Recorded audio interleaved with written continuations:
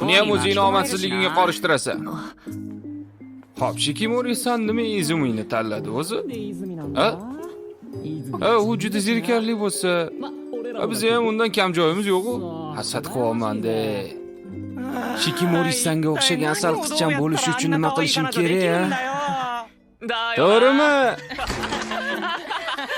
Izumi-san, kuturganim uchun uzr. Hech qisi yo'q. Shikimori-san, yaxshimisan? Ha. Izumi-san, men bilan kutubxonaga borasanmi? Yaxshi. Bizani eshitmadi, to'g'rimi? Yo'q, ammo chiqmasa bo'ldi.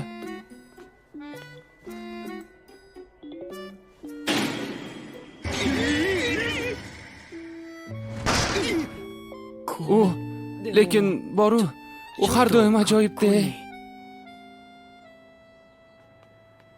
Balki men ortiqcha xavotirlanayotgandirman.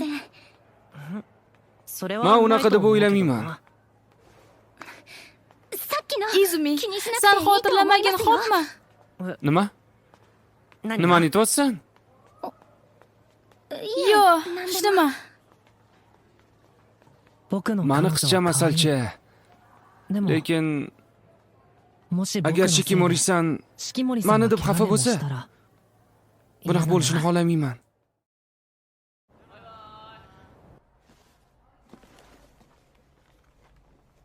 Izumi, maktabdan keyin biron joyga boramizmi? Nuzuka-kun, bugun g'irt bekorchimisan deyman. Bugun ruxsat olganman, yangi o'quv yilimizni nishonlash uchun. Ketdi. Qanday ko'rinishdan kechga tayyorga o'xshaysan? Sen bilan o'zi yana ham ko'p joylarni aylanishni o'ylagandim. Xursandman. Shikimori-sanga aytaman. Yaxshi. Izumi, sizlar ham qo'shilmoqchimisizlar? Bo'lmasam birga aylanamizmi?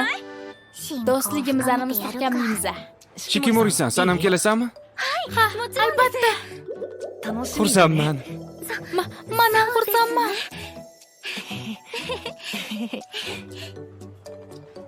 O'zingga ko'z qo'ygandi, lekin sen ortiqchalik qilasan. Menmi?